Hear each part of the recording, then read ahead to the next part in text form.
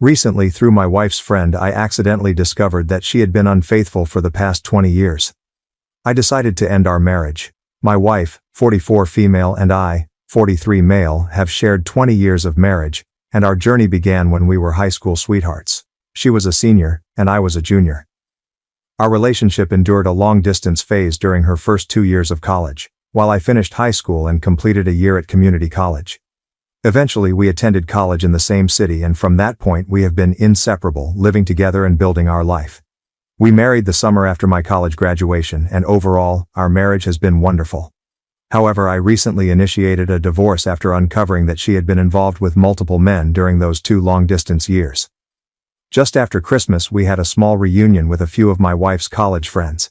It was a cozy evening filled with laughter and reminiscing as we caught up over dinner and shared memories. During the conversation, my wife casually mentioned that we met in high school. She didn't clarify that we were dating back then, just that we had known each other since high school. One of her old college roommates exclaimed how remarkable it was that we met so young, had our wild college years, and still ended up together. I played along, jokingly saying I wasn't sure if my wife was as wild as I had been. At that moment, the roommate began to share a story, but my wife abruptly cut her off, saying she felt uncomfortable. Her sudden reaction made my senses tingle with suspicion.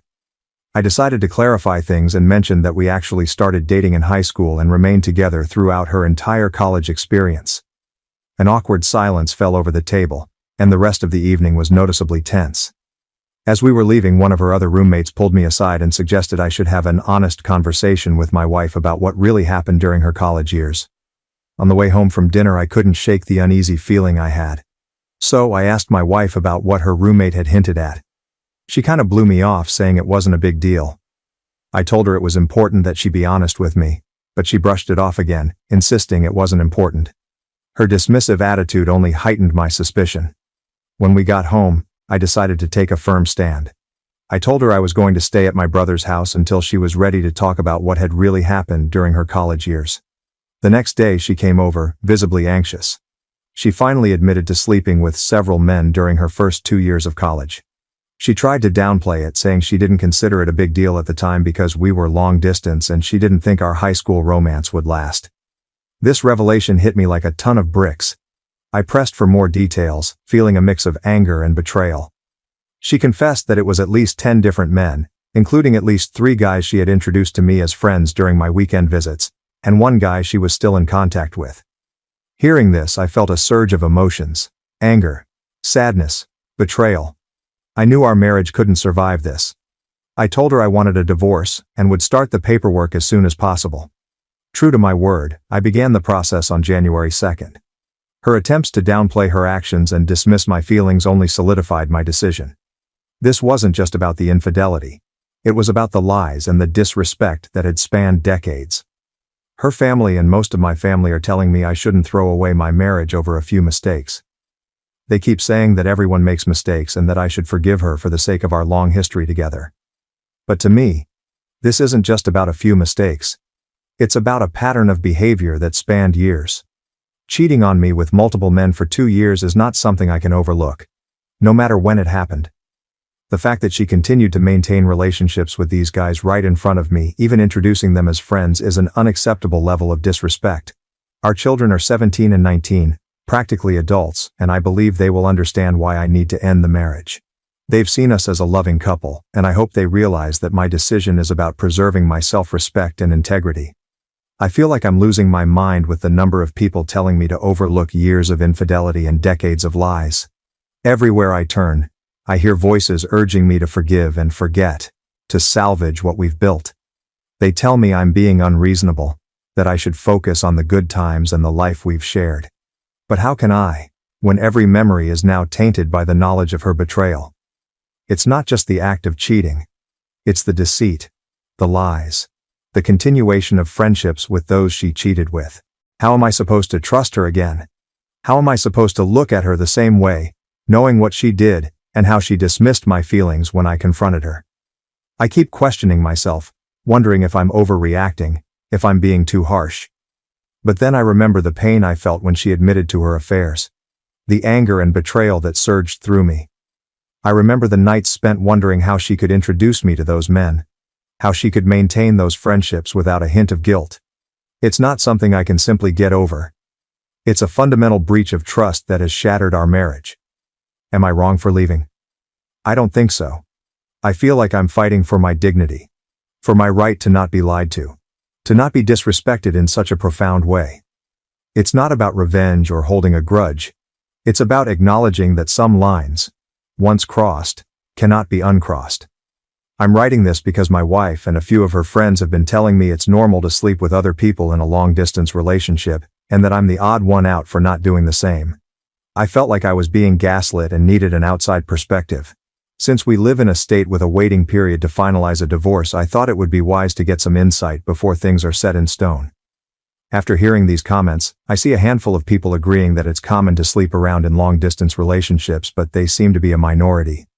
During those 2 years of college, we saw each other a couple of weekends a month. I lived about 3 hours away from her college, so while it was long distance, it wasn't like we were separated by the entire country. We didn't go months without seeing each other. The 3 guys I met while she was in college were introduced to me during parties. These weren't formal introductions, just casual meetups at social gatherings.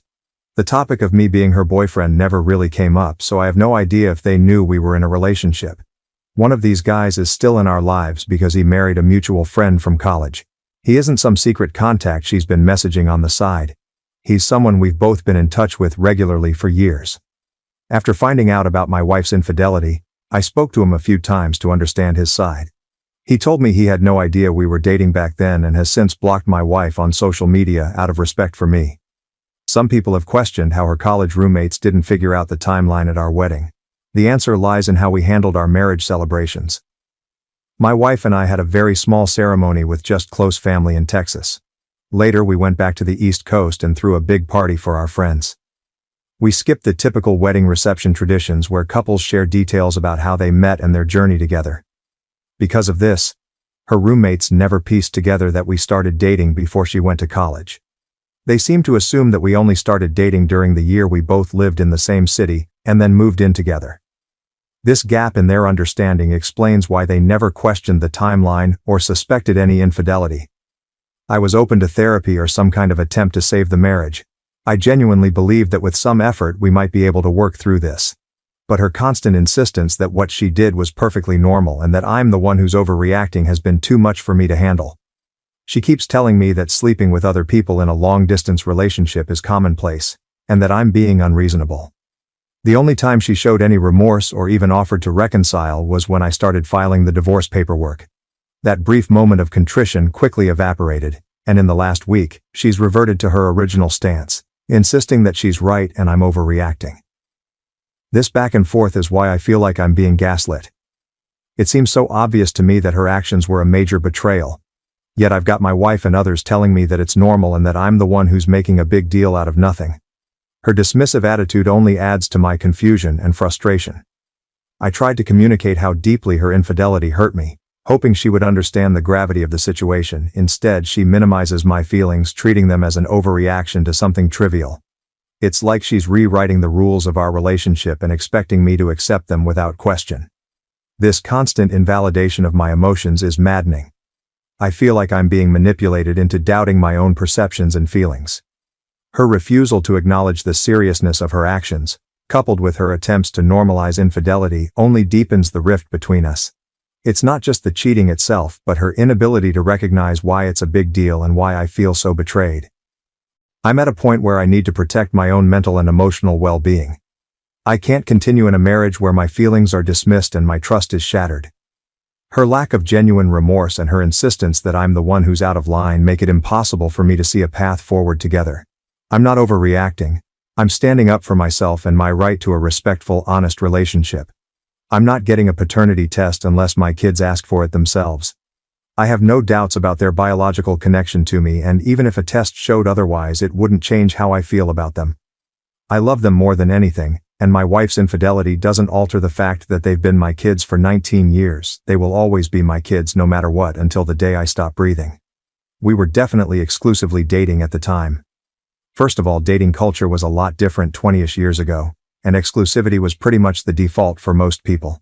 There wasn't this open relationship or casual dating mindset that seems more prevalent today. It was understood that if you were with someone, you were with them alone. Second, before she left for college, we had a long and difficult conversation about maintaining our relationship long distance. It wasn't an easy discussion, but she was adamant about staying together. She even joked that her dad would come after me if I started sleeping around with other girls at my school. That joke carried a lot of weight, indicating how serious she was about us staying faithful to each other. Another clear indicator was the situation with my senior prom. She couldn't attend because she was away at college, and when I suggested going with a platonic female friend, she got very upset. Her reaction showed how much our relationship meant to her, and reinforced the idea that we were exclusively together. To avoid hurting her feelings, I ended up skipping my prom and spent the night hanging out with her instead. While we might not have explicitly used the word exclusive, all these reasons combined with the nature of our relationship before she left for college made it clear that we were committed to each other. The expectation of fidelity was implicit in our actions and discussions. I followed up with the friend who suggested I should have an honest conversation with my wife. She revealed that 10 guys would be on the low end, and mentioned that there was at least one pregnancy scare during those years, which I had no idea about. Honestly, the number of guys isn't the main issue for me. What really matters is that my wife seems completely incapable of understanding why her actions were wrong and why I feel so deeply betrayed. It would make a huge difference if she showed any genuine desire to fix this, but she hasn't. Throughout our conversations, she consistently dismissed my feelings, telling me I was overreacting to what she considered totally normal behavior. She didn't express any regret or consideration for the hurt she caused until she realized I was serious about filing for divorce. Only then did she get defensive and angry. But even in that moment, it was clear her concern was more about the consequences than about my feelings. The lack of remorse was evident. She didn't offer to fix things or suggest ways we could work through this until I had already started the paperwork and notified her that I had a lawyer. It wasn't about repairing our relationship. It was about damage control. This response reinforced my belief that she doesn't grasp the depth of her betrayal. It's not just about the infidelity itself, but about her ongoing disregard for my feelings and our marriage. Her dismissive attitude, especially in the face of such a serious issue, left me no choice but to move forward with the divorce. I believe we can manage co-parenting. Our kids are older, and I've been saving for their college and post-high school expenses for years, so custody and financial issues shouldn't be a major hurdle. We're both financially stable and earn good incomes. I'm open to therapy if she's willing, but at this point it feels more about becoming effective co-parents and finding closure rather than saving our marriage. I've taken steps to move forward with the separation. I hired a lawyer who drafted an intent to separate documents and sent it to her via certified mail. This isn't an official divorce paper filed with the state. It's more of a preliminary step, ensuring she has the opportunity to hire her own lawyer if she wishes to contest it. The actual divorce process will likely span several months. For now, I'm not fully moved out. I've been staying at my brother's place while I figure out a more permanent living situation. Regarding the timeline, the dinner with her friends occurred on the 26th. That night I went to my brother's house to cool off and give her some space to reflect. Over the next 4 or 5 days we had multiple conversations and it became clear that she didn't think she had done anything wrong. If she had shown any remorse, regret, or basic consideration for my feelings, I might have reconsidered and waited. But her dismissive attitude left me no choice. So I found a divorce lawyer and we quickly filled out the standard intent to separate agreements, which were sent the same day. Even now we are not legally divorced, and I'm not certain if there is an official legal concept of separation in my state. Nonetheless, I've made it clear that this process is happening, and I've started the necessary steps to move forward. Update 1. Let's dive into what I discovered about her college years. After several counseling sessions with my wife and conversations with 2 of her former roommates, it became apparent that her roommates had suspected something was amiss back in college. They mentioned that the situation seemed off and likely involved cheating. My wife had told them that we both had some wild times in college but had worked things out before we got married, so they never felt the need to bring it up. The roommate who pulled me aside during the dinner was particularly uncomfortable with the fact that my wife had clearly never discussed this with me and felt I deserved to know. Regarding the men she was involved with, it turns out that the introductions to some of these guys weren't intentional. One of the men she slept with ended up dating and eventually marrying one of our mutual friends from college. This was the guy she remained in contact with. In our counseling sessions, my wife initially tried to shift the blame onto me, suggesting that I had pushed her into those situations. However, she has since acknowledged that it was wrong. When I visited her during college, she often planned for us to stay in her room or hang out alone. But I wanted to experience college parties, as I had missed out on that during high school and community college. She didn't expect me to meet the guys she had been with, but they were often at these parties and she felt she couldn't avoid it. While I still think it's incredibly disrespectful, it's somewhat less egregious than if she had intentionally paraded me in front of them. The whole situation has been a complex web of half-truths and omissions, which makes it all the more difficult to process. Her friends suspected but didn't intervene, and my wife managed to maintain this facade for years. Most of our therapy sessions have centered around why I see her infidelity as a significant betrayal, while she doesn't. Initially, she rationalized her actions by saying that none of these men were in relationships with her. They were mostly one-night stands or friends with benefits. In her view, these encounters didn't qualify as a big deal since they weren't romantic relationships. Her words, not mine. From my perspective, the nature of the relationships was irrelevant. We never agreed that such behavior was acceptable. In fact, she had actively discouraged me from doing the same. The double standard was glaring and added to my sense of betrayal. As we delved deeper into this issue over the course of 2 therapy sessions and after she consulted with some friends, my wife began to see things differently. She now acknowledges that her actions were a breach of our trust and the foundation of our relationship. This new shared understanding has allowed us to discuss the situation more openly and honestly, moving from heated arguments to productive conversations. This shift in our dynamic gives me some hope for our future as co-parents. While the prospect of saving our marriage feels out of reach, being able to communicate honestly about our past can help us establish a healthier relationship moving forward. This is crucial for the well-being of our children and for navigating the complexities of co-parenting effectively. Now here's why I'm 100% committed to getting a divorce. 2 pivotal things came to light that made it clear I needed to end the marriage. First, about 10 years ago, we hit a rough patch and went through a period of almost 2 years without any intimacy. She had mentioned that our physical relationship was becoming monotonous, so I tried to bring some excitement into it. Nothing extreme, just some light roleplay and items you'd find at a novelty store. However, it turned out she was fixated on some intimate experiences from her college days, which she is not comfortable discussing. She wanted me to recreate those experiences, but when I did, it made her feel awkward and guilty because it reminded her of other men she had been with. The fact that she insists these experiences were meaningless, yet they still affect our marriage, tells me they were more significant than she's willing to admit. Second, she confessed to flirting with coworkers during business trips since the pandemic ended. Although she claims nothing physical happened, it did progress to the point where she went on a date with one of her male colleagues. For me, that was the absolute deal breaker. These revelations shattered any remaining trust I had. The first issue showed me that past experiences were still haunting our present despite her claims otherwise. The second issue made it clear that she was willing to cross boundaries again, even after everything we had been through. These 2 factors combined made it impossible for me to see any hope for salvaging our marriage. We have informed our children that we are getting a divorce. We explained to them that it stemmed from some bad decisions made during college, decisions that we've been unable to move past. During the conversation, my 19-year-old, who is currently in college, directly asked if I had been unfaithful to my wife while she was away at school. This question caught my wife off guard, but she bravely admitted to our children that she was the one who cheated. We have both agreed to refrain from sharing any more details with the kids.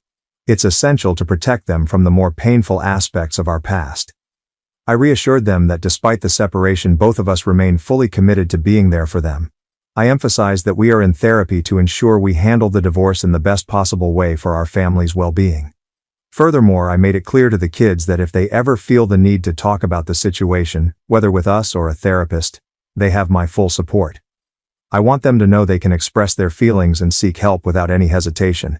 It's crucial for them to understand that their emotional health is a top priority for both of us, and we are doing everything we can to navigate this difficult time together as a family.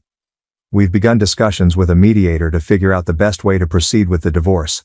Unless something changes, it looks like we can part ways amicably. Both of us are financially stable, free of major debts, and with our kids being older, custody isn't a significant concern. The past few months have been tough, but I'm managing. I'm actually thankful that my last post gained so much attention. It validated my feelings and pushed me to seek counseling with my wife. To be fair, my 19-year-old daughter has had her share of difficult relationships. She's been hurt by boyfriends who either cheated on her or abruptly left her for someone else. Given her past experiences with untrustworthy men, it's understandable why her initial thought might be that I was the one who cheated. Adding to her suspicion is the fact that I was the one who left the house. In her eyes, seeing her father leave the family home might have seemed like an admission of guilt or wrongdoing. Her experiences have understandably shaped her perspective, making it easier for her to believe that I could be at fault. When cheating came up, my wife made it clear that she was the one who being unfaithful. To be honest, I'm not overly concerned about the narrative here. From what I can tell, my wife hasn't said anything negative about me to our kids. Moreover, considering her recent admissions of flirting and cheating, along with her readiness to file for a joint, amicable divorce after just 6 weeks and 3 counseling sessions, it seems she was more prepared to move on than I was. This readiness on her part makes the logistical aspects of the divorce smoother, but it does sting a bit to see her having an easier time walking away from a 20-year marriage than I am. I'm fairly certain she's already looking for a new partner. During our meeting with the equitable divorce mediator, she explicitly mentioned that we are still married until the divorce is finalized and that any infidelity before that date could jeopardize our amicable settlement. This statement struck me as somewhat ironic given that our divorce is rooted in infidelity. Nevertheless, my soon-to-be ex was visibly annoyed when this topic came up. Additionally, I suspect that my current living situation, crashing in the guest room, might be hindering her prospects of moving on quickly. At the end of the day, I'm doing my best to come to terms with the end of our marriage. I've been attending therapy on my own, in addition to our couples sessions to help me cope. I'm mentally bracing myself for the likelihood of encountering the co-worker she only dated again. However, I'm hopeful that I'll find a new place and move out before the divorce is finalized. If everything goes smoothly with the mediator, we should be divorced by summer. I'll have my own place and she can just date whoever she wants. Update 2. My wife and I have finalized our divorce and everything is now official. We managed to have an uncontested, amicable divorce with minimal disagreements. Our lawyers collaborated to draft the plan through mediation, and a judge signed off on it a few weeks ago. Ultimately, the divorce process was straightforward. The only significant complication was related to our 17-year-old who was adamant about staying with me due to the deterioration of their relationship with my ex-wife. Initially, my wife resisted, ready to challenge the uncontested divorce. However, our son made it clear that she could either allow him a few months to process and rebuild their relationship or force him to stay with her until he turned 18 and risk never seeing him again. Although I felt my son's stance was a bit harsh, it did prompt my wife to back down. We moved forward with the agreement that I would have primary physical custody until his birthday later this year. Throughout this period, I've encouraged my son to remain open to mending his relationship with his mother. Despite the actions she took before he was born, she did care for and love him for 17 years. As the divorce proceedings advanced, I noticed my son spending more time with my ex-wife, which gives me hope that they will eventually reconcile. This has been a challenging time for all of us, but I'm optimistic that, with time, they will be able to rebuild their bond. In the end, we divided our retirement funds and investments equally, 50-50. My wife really liked the house, whereas I didn't, so she kept the house and most of the furnishings. To balance things out, she took out a mortgage to pay me back for half of the equity and half of the estimated replacement value of the furniture. Most of our other belongings were easy to split. She kept her car, I kept mine, and we divided our personal items like my music gear and her hobby equipment along with clothing and personal effects. For anything that was harder to divide, we agreed to sell it and split the profits. Thankfully, we had already documented most of our valuable items and electronics for an insurance rider we added to our home insurance a few years ago, which made this process smoother. Things have been going well for me personally. Both of my kids spend most of their time at my place, and we have maintained a close relationship, which was my biggest concern during the divorce. I'm relieved and grateful that this bond remains strong. I've moved into a new house that I truly love, a place that feels like a fresh start. In a nod to my midlife crisis, I traded in my old minivan for a sleek Lexus LC550, a decision that has brought a surprising amount of joy. On another positive note, a woman at work, someone from a different department so we don't work directly together, invited me out for a coffee date. I was upfront with her, explaining that I'm not ready to date just yet. She was understanding and graciously offered to take a rain check, expressing her willingness to go out with me when I'm ready. This invitation was a pleasant surprise. She's incredibly smart, has a great sense of humor, and our professional roles are distant enough that there's no awkwardness at work. My ex and I are still attending couples counseling, but now it's focused on achieving closure for our marriage and ensuring we can co-parent effectively. These sessions have been invaluable for processing everything and maintaining a healthy, positive environment despite the circumstances. However, they've also confirmed that divorce was the right decision. It's become evident through our discussions that my wife began dating as soon as the divorce process started, indicating that whatever love we had was already fading. I'm pretty sure the co-worker she claimed was just a friend even dropped her off at our recent session. Surprisingly, this didn't really upset me, which is a clear sign that I too was ready to move on from the marriage. In the end, healing from the betrayal will take time, but I feel like I'm making good progress and can confidently say that the divorce was the right choice. I've shed more tears in the past 4 months than in the last 20 years combined, but for the past month, I've genuinely felt good about myself for the first time in a long while. I'm enjoying my newfound independence, staying busy helping my 17-year-old prepare for college in the fall and looking forward to a coffee date with a smart, funny woman in a month or two. The journey through our divorce taught me the value of honest communication. Looking back, I wish we had been more transparent with each other from the start. Honesty could have prevented some of the pain we both ended up feeling. It's a lesson I'll carry forward in all my future relationships, romantic or otherwise. Most importantly, I've discovered the strength within myself to rebuild and move on. Despite the heartache, I've started to feel genuinely good about myself again. Thank you for watching. If you haven't subscribed yet, please do so and hit the notification bell to stay updated with more shocking real-life stories happening around you.